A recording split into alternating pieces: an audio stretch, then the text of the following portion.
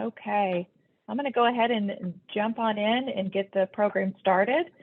So first, I'll just say a quick welcome. My name is Stephanie Freeman. I am with Norton Neuroscience Institute's Memory Center. I am the program coordinator here. And I am very excited. We are kickstarting another series, educational series, in partnership with the Alzheimer's Association, providing you guys with topics, lots of questions that we get, and we've kind of turned them into educational series for you guys. So we can best inform you and keep you informed on the ever-changing field with this disease and information you can use to support yourself and your loved one. And so we are very excited to start this three-part series. And today we have Erin Gillespie with the Alzheimer's Association. So she's going to give us a nice overview of their programs and services and a little bit more education on dementia. And then Dr. Greg Cooper is going to jump in and start really informing us and educating us on dementia as it relates to what are the risk factors for this, prevention and research advancements. There's been a lot going on in the news lately, so it'd be nice to have him answer some of those questions for us. So we will take your questions. There's a Q&A button and a chat button, but if you will put your questions and comments in that Q&A section, we are going to monitor those throughout the whole presentation. And at the end, we will allow time for our presenters to answer those for you all. So this is being recorded, and so we can use this for future use. And so with that being said, I'm going to introduce Directors of Programs with Erin Gillespie at the Alzheimer's Association. Very glad to have her to share her information on their programs and support. Erin, go right ahead. All right, thank you, Stephanie. And I'm going to so like Stephanie said, I am the Director of Programs for Greater Kentucky, Southern Indiana, and we cover about 125 counties throughout Kentucky and Southern Indiana. I am the director, and so we do the care and support pillar. We have advocacy. Also, we have development. I know a lot of people know about all of our walks throughout the state, and so I'll talk a little bit about that at the end. So just a little bit about our organization. The Alzheimer's Association is the leading voluntary health organization in Alzheimer's care and support and research. Our vision is a world without Alzheimer's and other dementias. Wouldn't that be amazing? Maybe one of these days, right? That's what we're here for. And then the Alzheimer's Association leads the way to end the Alzheimer's and other dementias by accelerating global research, driving risk reduction and early detection, and maximizing quality care and support. So we'll be talking a lot about the resources that the Alzheimer's Association has here locally, but just so we're on the same page, I always like to talk a little bit about what Alzheimer's and dementia is, because people hear Alzheimer's so much more than they hear, you know, the other types of dementias. And we're called the Alzheimer's Association. So a lot of people are like, do you only work with patients that have Alzheimer's? Absolutely not. We cover all lives affected by any type of dementia. And so dementia is an umbrella term.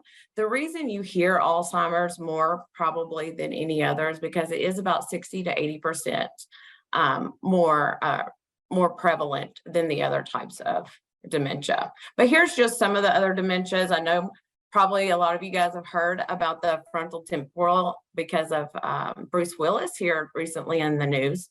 So a lot of these things are coming to the forefront, but again, Alzheimer's is the most prevalent. Little video here.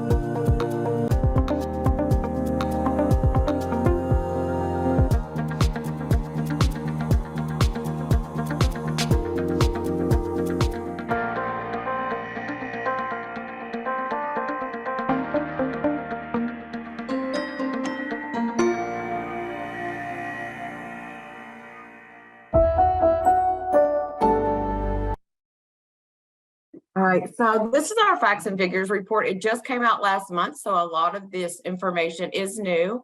You can find it, and I'll show you the website here in a minute. It's an annual report that the Alzheimer's Association puts out every year to show what the impact of Alzheimer's is on our health systems, on individuals, on caregivers. Is kind of encompassing the world of Alzheimer's and dementia, where we stand today.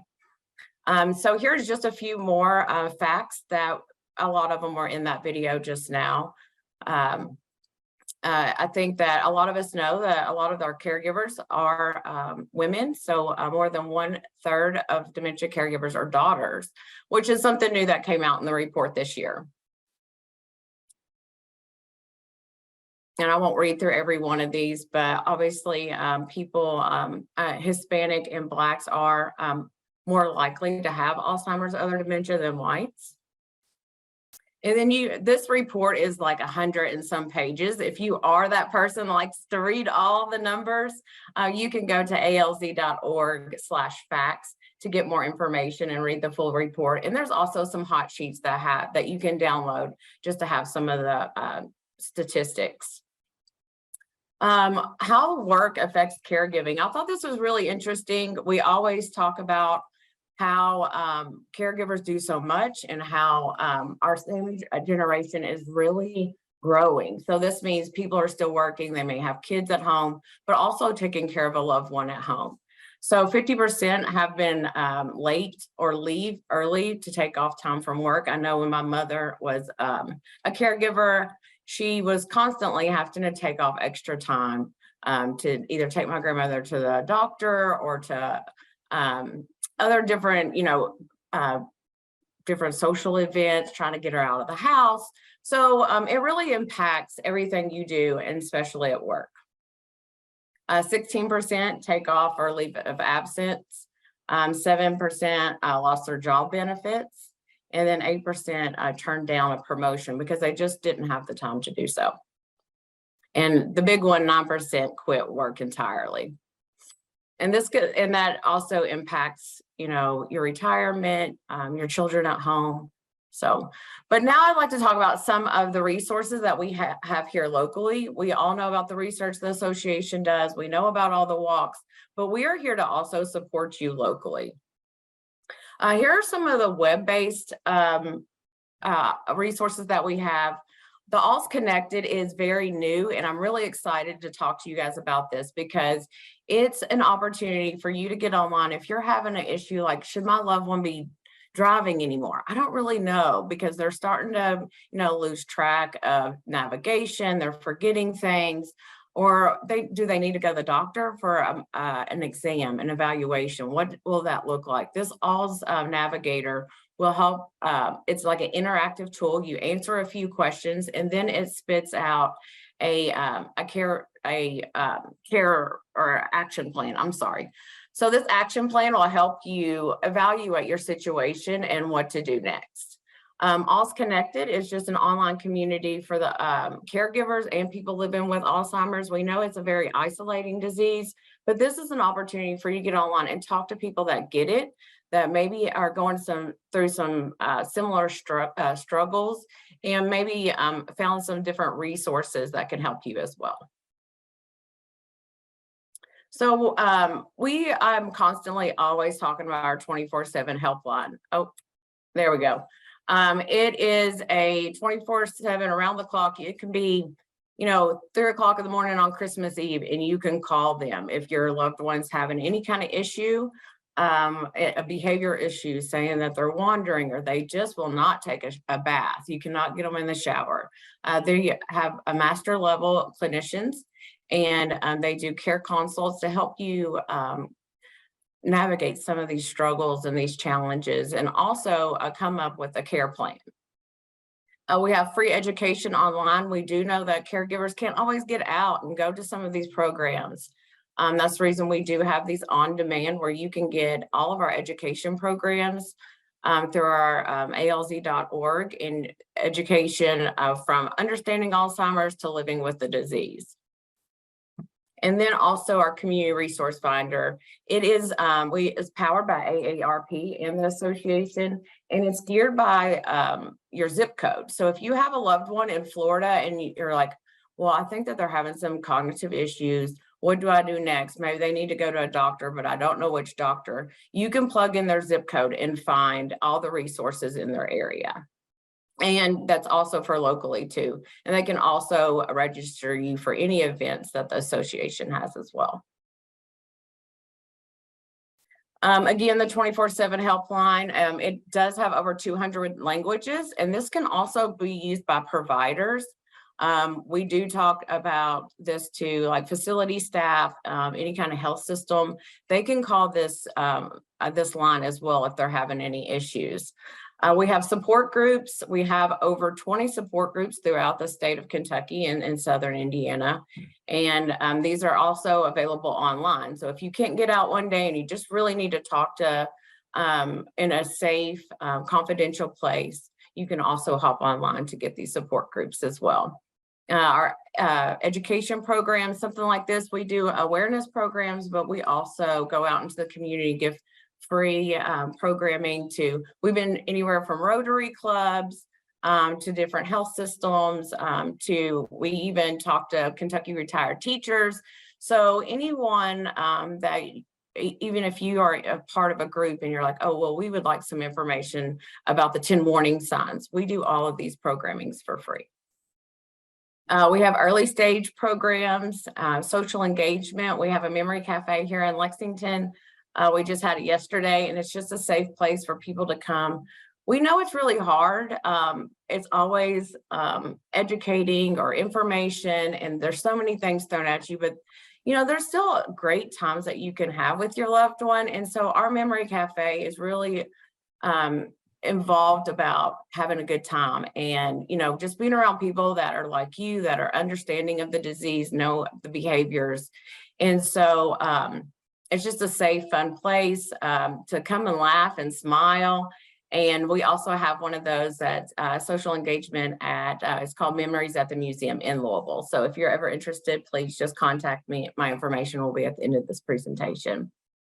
And then our online programs and supports. So like I was talking about earlier, there's all kinds of ways that you can get our information and our resources.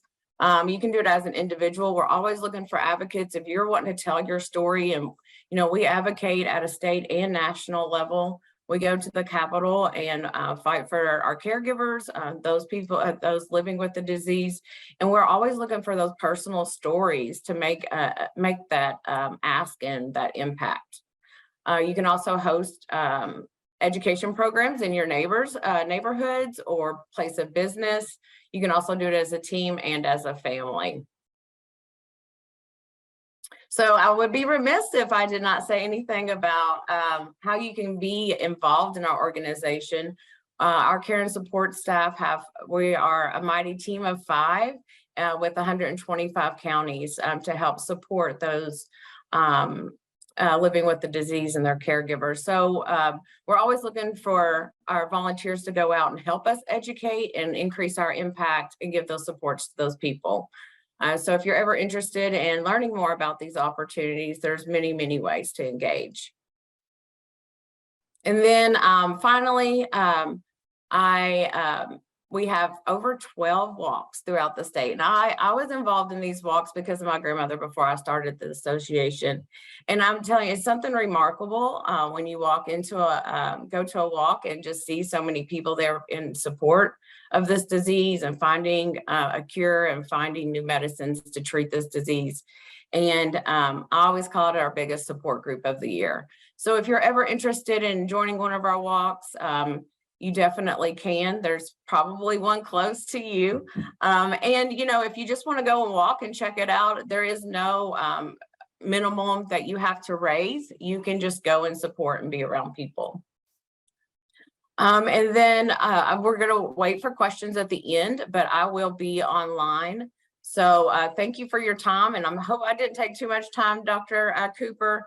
And but have the pleasure of introducing Dr. Cooper today. He's a neurologist specializing in memory disorders and is the director of Norton Neuroscience Institute for Memory Care. So I will pass it off to you, Dr. Cooper. All right, thank you. Let's see, okay, let me quickly share screen and then we'll get started.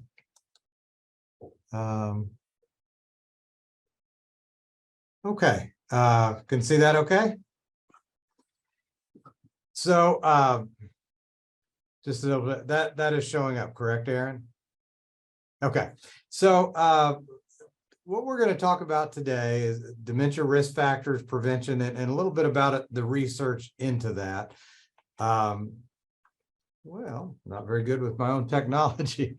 So as kind of a general outline, we're going to talk about very briefly normal memory and aging, impaired memory and aging, but then really the bulk of this is to focus on strategies for brain health. So when we think about memory and aging or the brain and aging, variation is the rule. And the older we get, the wider that variation, the wider that stretch of what normal may be.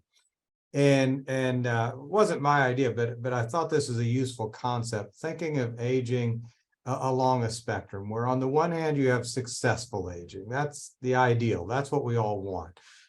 Aging without any change in my cognition at all. And there are some lucky few of us that achieve that.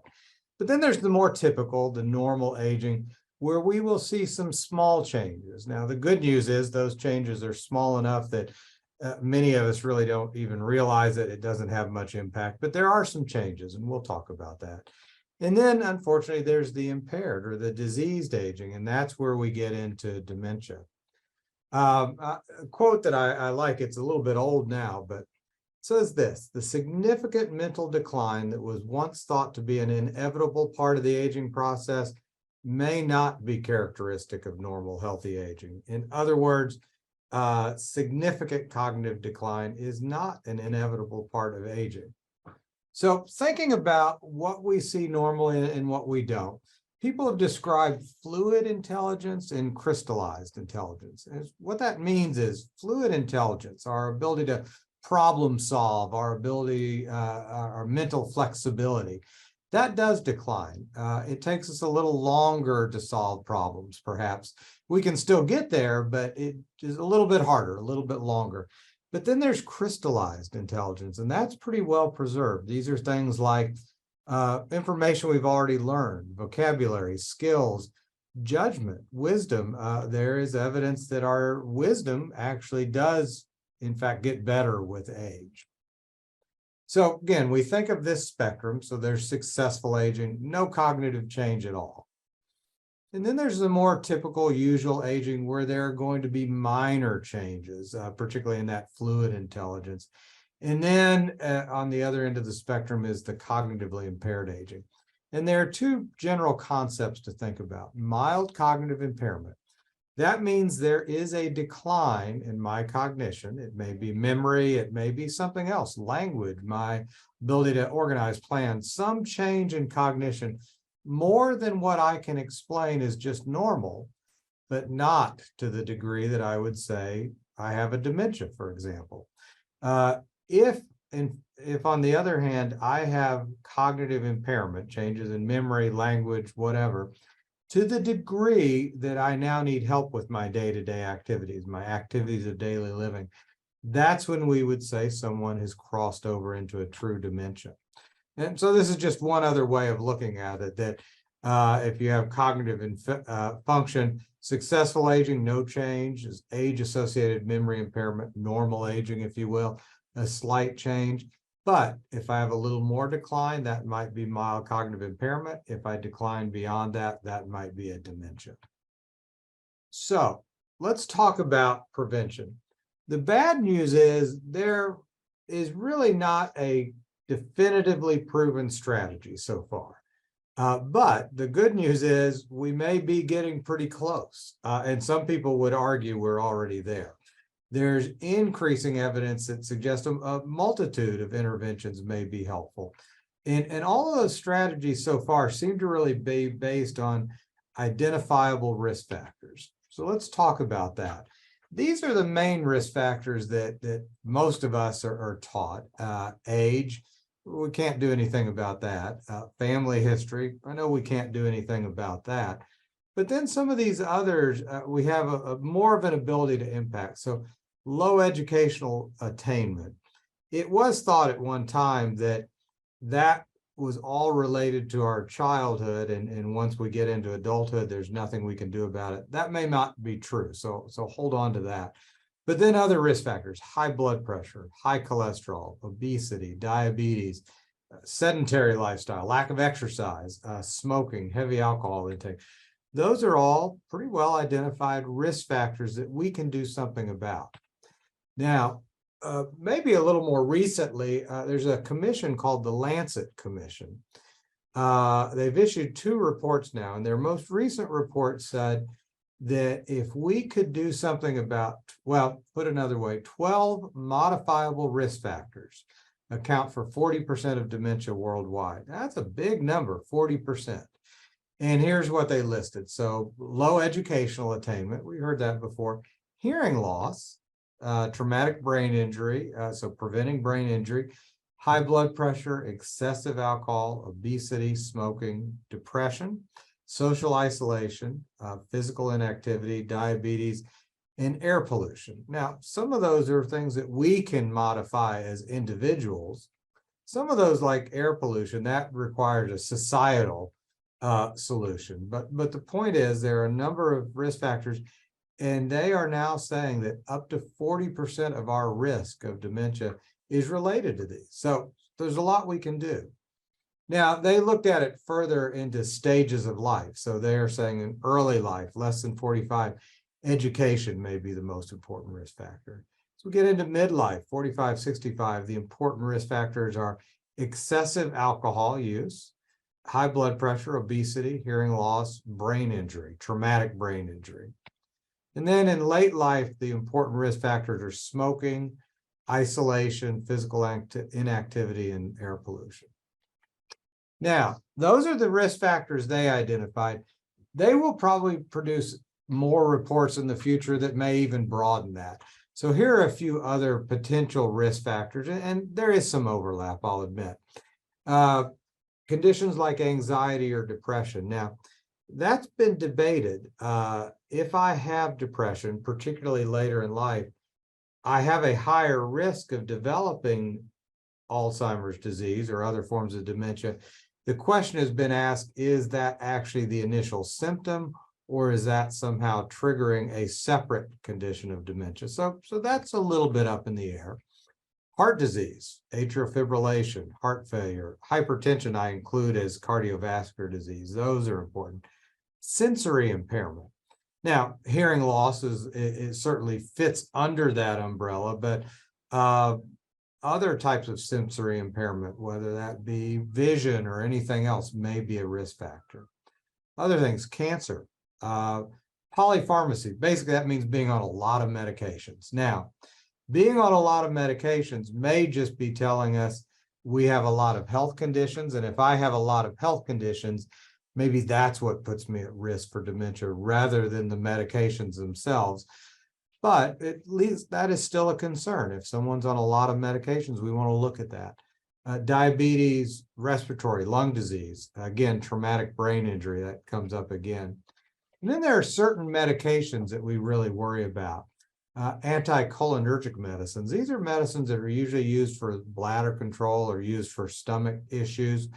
Benzodiazepines, things like Valium or Xanax or Ativan, may be risk factors. Something called, I hadn't heard this term before researching for this, Z drugs.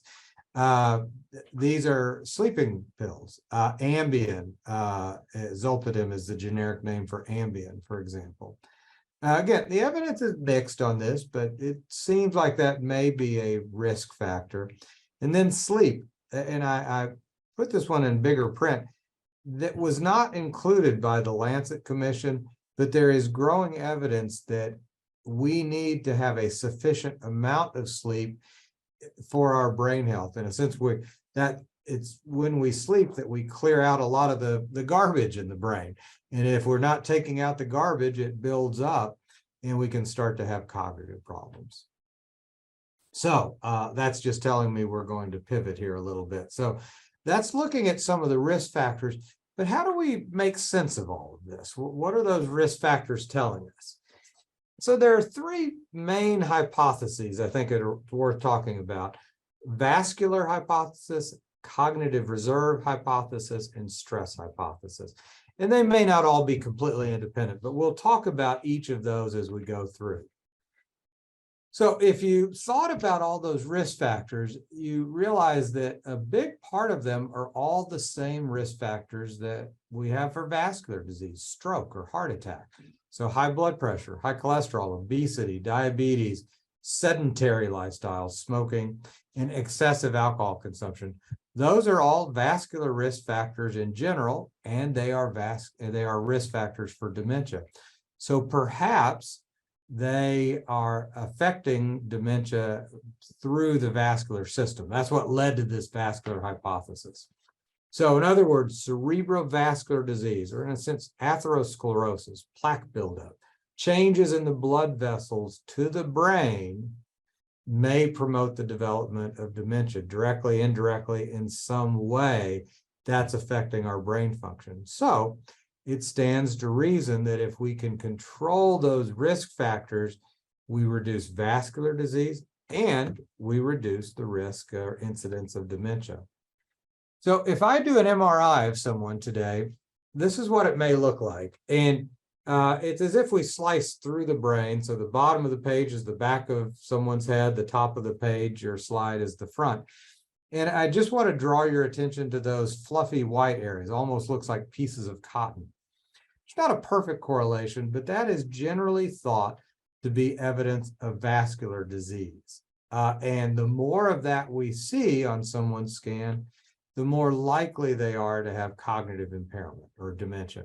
It's not a perfect relationship. You can have quite a lot of this and have no cognitive impairment, but there's a strong correlation. And so that feeds this idea that our vascular health is very intimately tied to our cognitive, our brain health.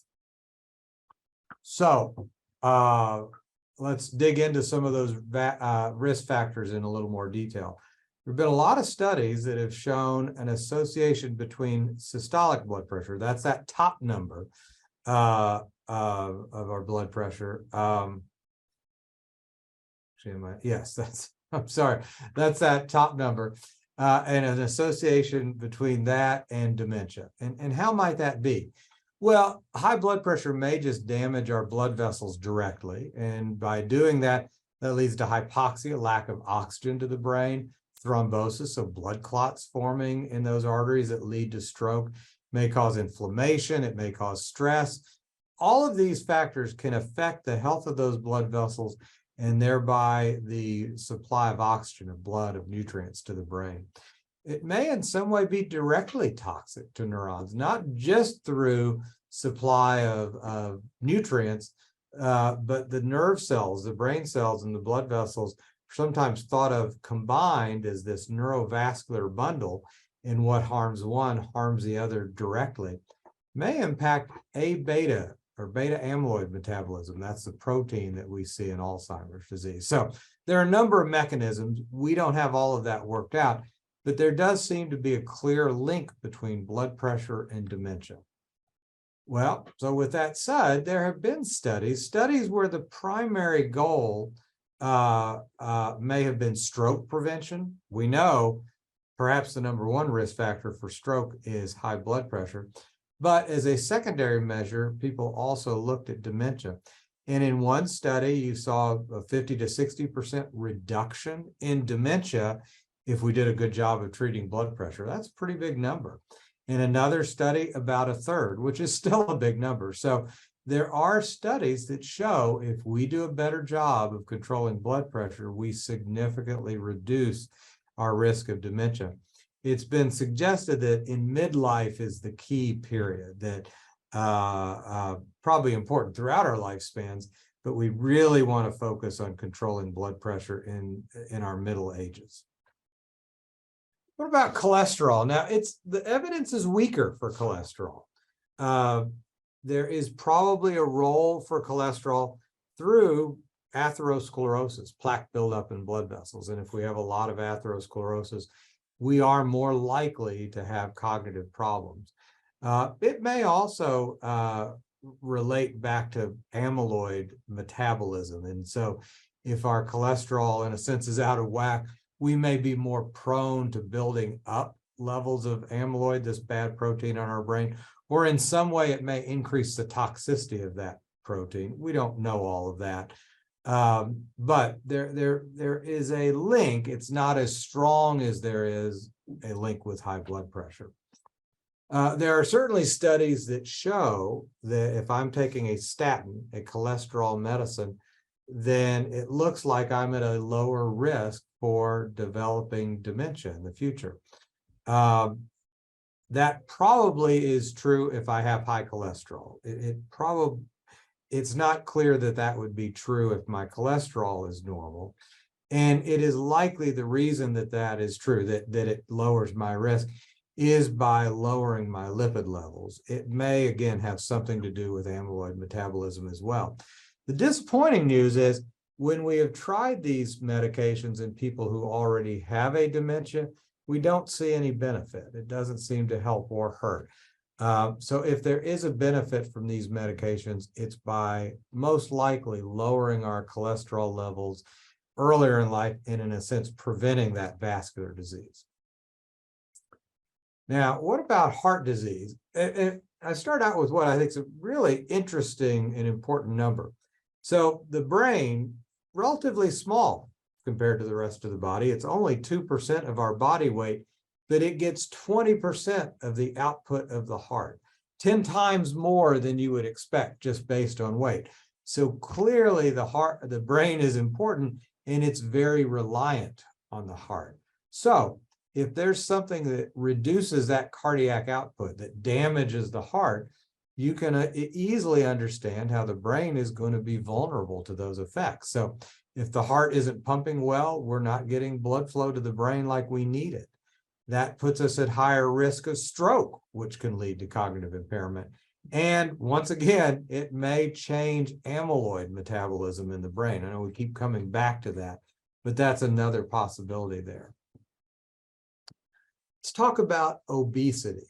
So this is a bit of an alarming number and probably getting worse over time. 70% of those of us in the US are at least overweight, if not obese.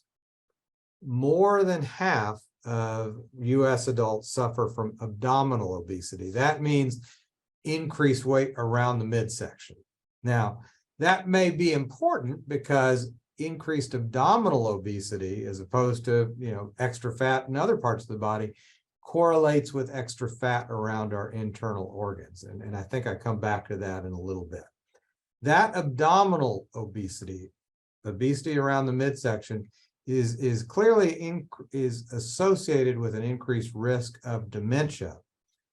And that's only partially explained by the increased incidence of cerebrovascular disease, heart disease, stroke, or cardiovascular disease, I'm sorry, with diabetes or prediabetes. So certainly if I have abdominal obesity, I am at increased risk for cardiovascular disease, for diabetes, but that's only part of the story. There is some risk that we get, increased risk of dementia from abdominal obesity that's separate from those well-known factors. And I'll talk a little bit about what that might be. And actually, that's what we're getting into now. So let's talk about diabetes and insulin resistance. And that's the abdominal obesity is going to tie back into this. So we've long known there's a link between diabetes and dementia. That's been clear for a long time. The reason for that, in part, may be vascular disease. If I have diabetes, I'm at higher risk for vascular disease. But it also may be mediated through insulin resistance. So insulin is a hormone we all create. It's made by our pancreas, and it helps us regulate sugar levels, glucose levels in the body. Well, insulin receptors, parts of our cells that recognize insulin, are found in the brain. didn't know that for a long time. We thought that it was primarily controlling glucose levels, sugar levels throughout the body, but there are receptors in the brain, so there must be some function there. Insulin may improve learning and memory in the brain, so maybe in some way insulin binding onto those receptors is helping with our normal brain function. May also modulate other transmitters, chemicals in the brain that we use to communicate between brain cells.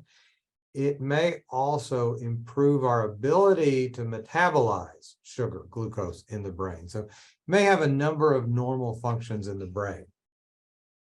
Well, so here's where the problem is. So if I have increased abdominal obesity, fat around my midsection, then I also likely have increased fat around my internal organs. If that's true, I'm going to have high levels of insulin. Well, eventually those high levels of insulin, it's almost as if it just starts to wear out the system. So I become resistant to that insulin. My body's not reacting to insulin normally. When that happens, I stop transporting insulin from the blood to the brain. There's a special transport mechanism to take that insulin to the brain that gets downregulated. So now my brain isn't seeing insulin. Well, that may interfere with some of those normal functions we talked about a slide or two before. It also may then downregulate an enzyme in the brain called insulin degrading enzyme. And I know it's getting a little bit deep here. That enzyme doesn't just degrade insulin, it also degrades beta amyloid, that bad toxic protein in the brain. So if I'm insulin resistant, I'm not getting insulin to the brain, and then I'm not making this enzyme, insulin degrading enzyme, then maybe that's leading to higher levels of this bad protein, beta amyloid in the brain, which in turn is leading to dementia. So that may be part of the reason that abdominal obesity puts me at a higher risk for dementia, not just from the effects on my cardiovascular system. All right, let's leave that for a moment. Talk about physical activity. A lot of well-known benefits from regular exercise. 20 to 50% reduced risk of cardiovascular disease, reduced risk of stroke by 25%, reduced risk of diabetes by 20 to 30%. All of those are big numbers. Also reduces risk of depression, which may be an independent risk factor for dementia. So all of those things are good, and all of those things serve to reduce our risk of dementia. If we look at cognitive decline just by itself, there is about a third reduction in risk of cognitive decline, broadly speaking.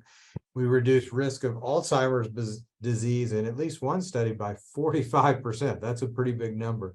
Vascular dementia by 38%. So we have pretty clear indications that regular exercise will reduce our risk of cognitive decline or dementia.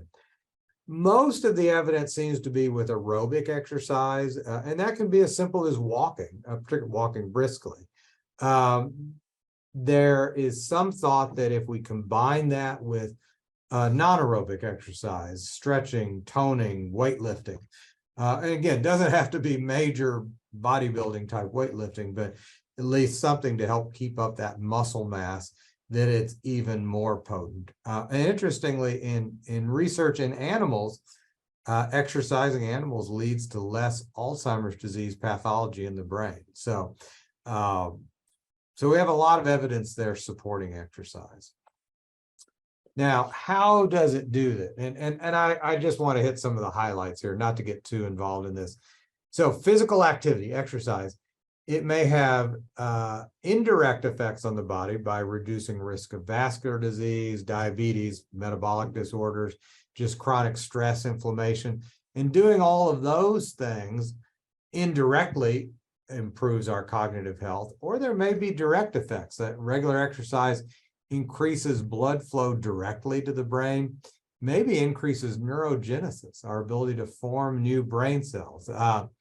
It was all believed for a long time that the brain cells we're born with are the brain cells we have, but maybe we do have the ability to produce new brain cells.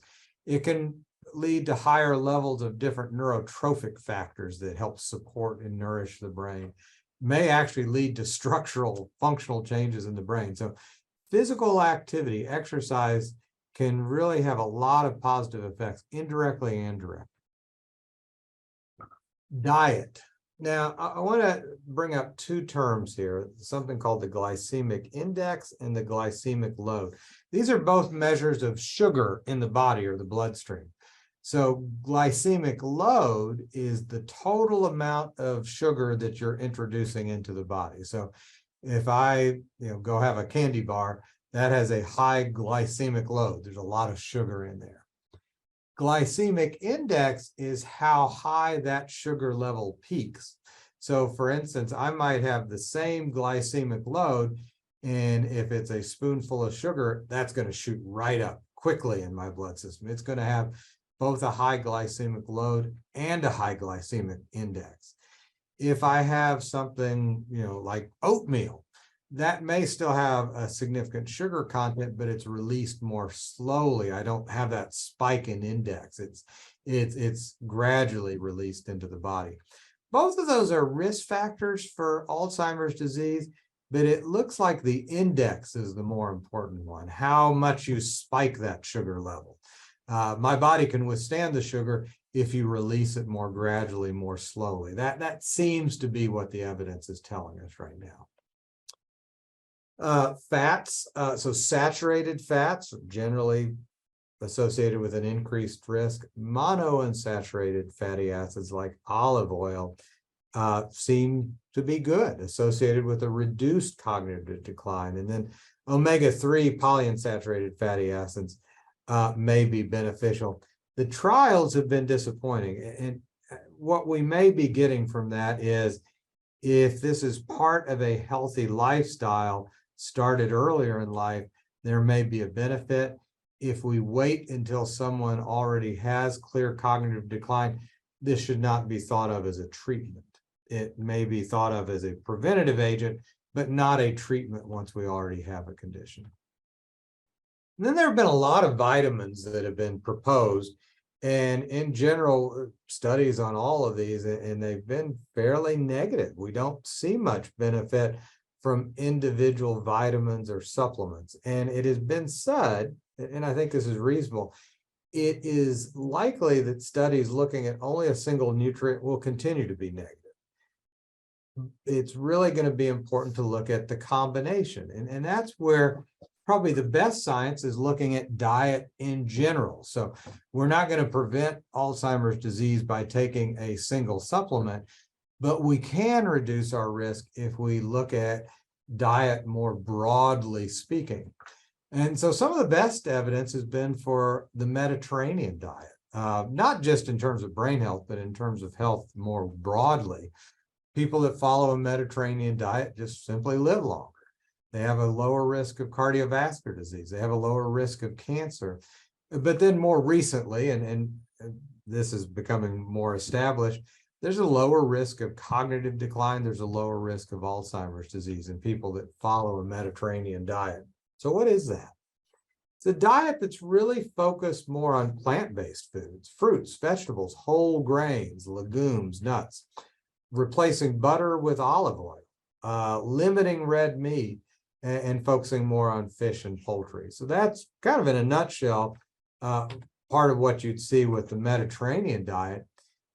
Another diet, which I say personally I like very much, is called the MIND diet.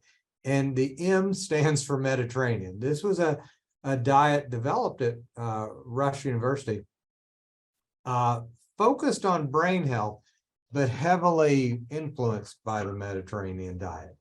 And one of the reasons I like it is it lists a number of number of food or food types that are good, and tells you how much of those you should get.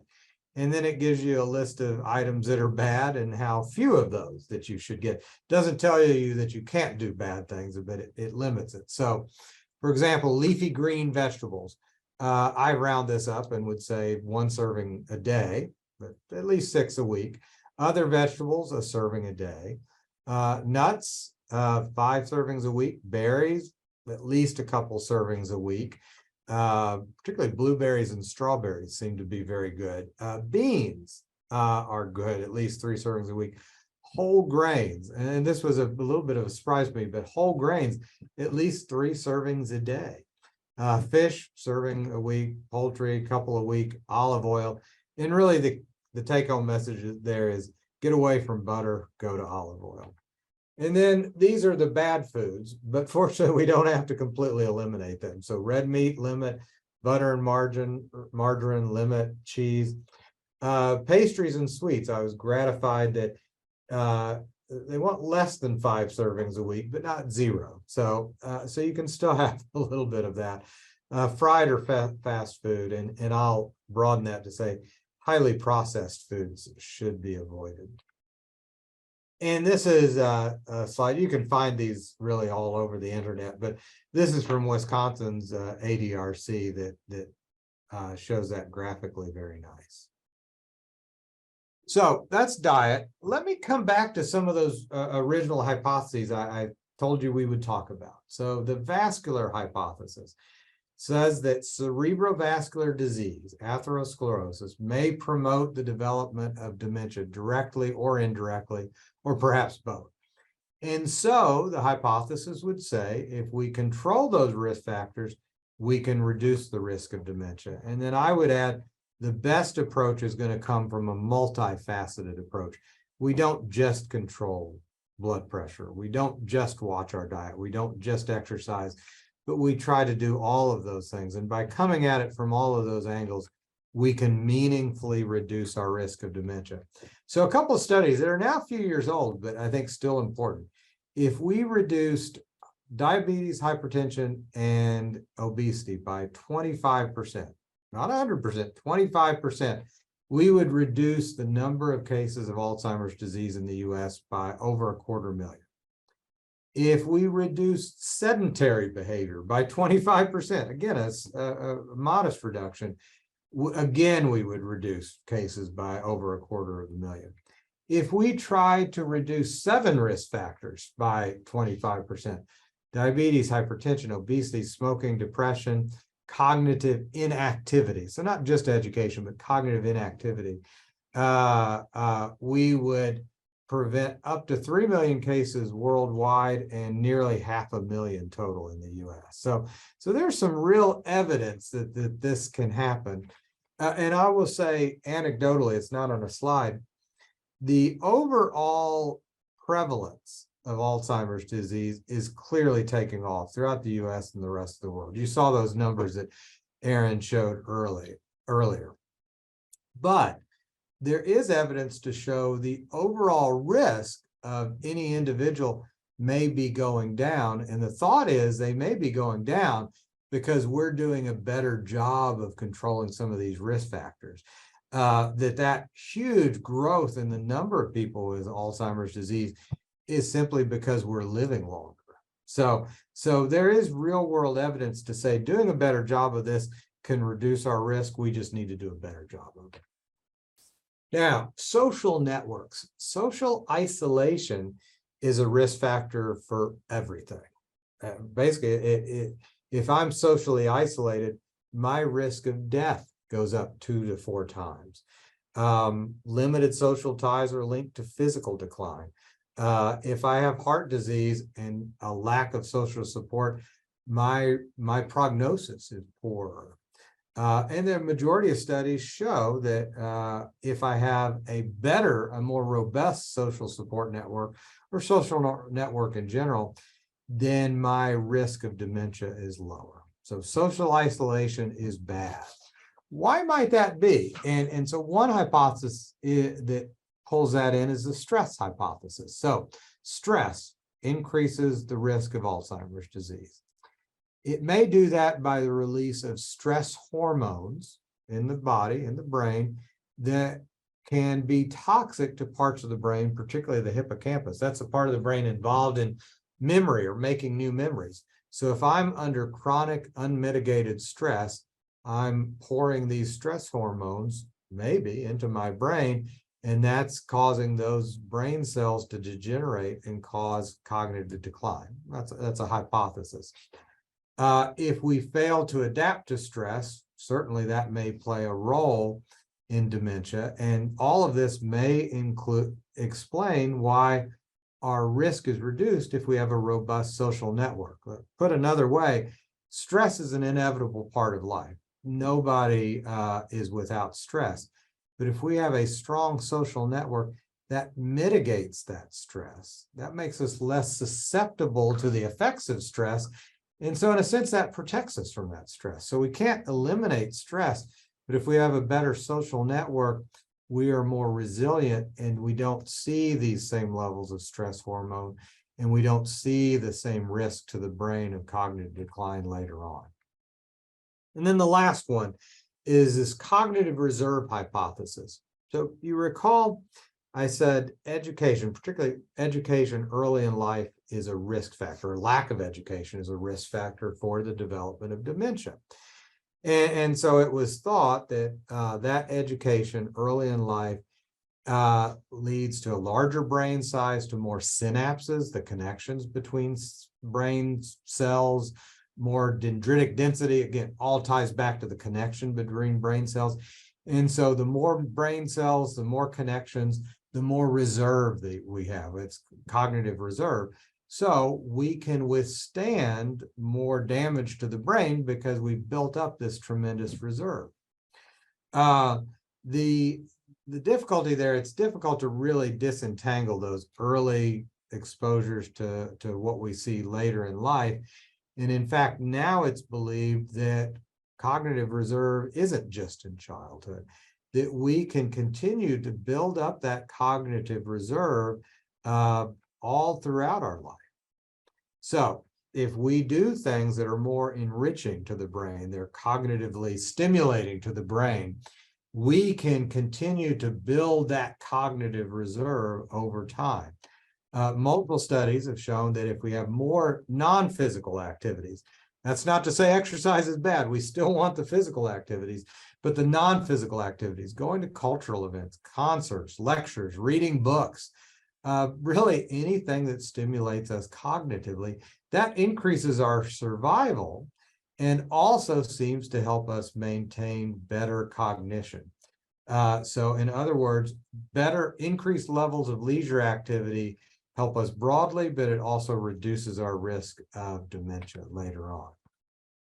Again, so that has led to that idea that mental activity, not just when we're in grade school, not just when we're high school, college, but throughout our lives, can increase synaptogenesis, formation of these synapses, these connections between brain cells. And there is actually speculation that maybe this mental activity can help us grow, to a limited degree, more brain cells and neurogenesis. Now, physical activity is going to improve our brain vasculature, maybe through formation of better, more, or increased blood supply, even angiogenesis, formation of new capillaries, not major blood vessels, but small blood vessels to the brain. So mental activity may help us improve the connections or number of brain cells. Physical activity may help us increase the amount of blood flow or quality of blood flow to the brain. And when you combine these, we may really build up our level of cognitive reserve and reduce our risk of developing symptoms of dementia later on. A researcher who I really like very much made this quote, that cognitive reserve can be built through mental stimulation, more education, and exercise. So that's that maybe the new cognitive reserve hypothesis that she's really promoted. So what are some of the strategies then? So increasing our social networks, increasing social integration, that mitigates stress. Increasing leisure activity, that promotes buildup of cognitive reserve. Increased physical activity and exercise. That may also improve cognitive reserve, but also certainly helps us from a vascular standpoint. And so all of these interventions can actually speak through or work through a number of these different hypotheses. So cognitive reserve hypothesis, if we increase synaptogenesis, formation of those connections. That builds up reserve. Through exercise, if we increase our blood supply to the brain, that increases cognitive reserve. And who knows, maybe it even allows us to make new brain cells. Better lifestyle practices, diet, exercise, not smoking, so forth, may improve our vascular health and work through the vascular hypothesis. And then again, getting back to really both exercise and our social network mitigates stress, works through the stress hypothesis and protects our brain. Now, I'm going to come back to the Lancet Commission report. This is their second report, came out in 2020. And they list all of their risk factors here. And what I thought was interesting is then they propose that all of these risk factors or treatment of those risk factors work through two different mechanisms ultimately to prevent dementia. So the ones at the top, diabetes, hypertension, head injury, smoking, air pollution, midlife obesity, all of those act by causing pathology in the brain, they propose, maybe through vascular disease, inflammatory disease, buildup of amyloid or another toxic protein, tau, in the brain. But all of those are having a direct effect on the pathology of the brain. Then the next three, exercise, depression, alcohol, they propose that those work in two ways. They can lead to direct pathology in the brain, or they can work through cognitive reserve. So minimizing those can increase cognitive reserve, if you will. And then the bottom three, hearing impairment, social contact, education, they propose that those all work by building cognitive reserve. And you're coming at this from two directions. If we can control these risk factors, we reduce the pathology in the brain, and we raise our level of cognitive reserve. And when you put those together, we really start to significantly reduce the risk of dementia.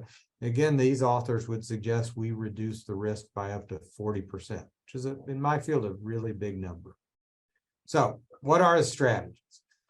Treat diabetes, treat high blood pressure, don't smoke. That's probably, it could be the number one. Watch our weight. Avoid head injuries. That may sound silly, but yeah, if you're riding a bicycle, wear a helmet, drive carefully. Don't put yourself in positions where you are at high risk for a head injury, and limit alcohol. There are experts out there that would tell you the only safe level of alcohol is 0 alcohol. And these are people I respect. There are others that would tell you the evidence supports actually a modest degree of alcohol, that if I have 0 alcohol, my risk is at one place. If I have, on average, 1 drink a day, let's say, my risk might actually be reduced. There is some evidence that alcohol in moderation can be protective. But the problem is, once I get above 1 drink a day, then my risk starts to go way up. So modest alcohol may be okay, may even be good, but we really do mean modest alcohol. For women, 0.5 to 1 drink a day. For men, you would say 1 to 2 drinks a day. But I think 1 drink a day would be a good number to think about. Lifestyle strategies. So regular mental exercise. And there's an argument to be made for switching that up. Don't do the same thing all the time. Just like, your muscles, if I only exercise my right biceps might get strong, the rest of my body will get weak. So switching it up. And really the key is doing things that you enjoy and will keep with. So reading, doing puzzles, learning a language, learning an instrument, who knows? But finding things that you enjoy that are stimulating and sticking with it. Regular physical exercise. And I've heard people propose 70% aerobic, so running, walking, something that gets you breathing hard, and 30% toning, doing even just light weightlifting. And then regular social contact, and that can mean different things for different people. The key is keeping that social interaction, keeping those connections, keeping that social network. I put in here maintaining adequate sleep. That wasn't included by the Lancet Commission, but I think many of us think it will be in the next iteration. And our goal for almost all of us should be 7 hours or more a night of sleep. There are some people that require less than that. And if somebody gets 6 hours and they feel refreshed when they wake up in the morning and great during the day, that may be okay for them. But most of us really need 7 to 8 hours a night. And then diet, Mediterranean diet, mind diet, both good diets. And there is pretty strong evidence for both of them.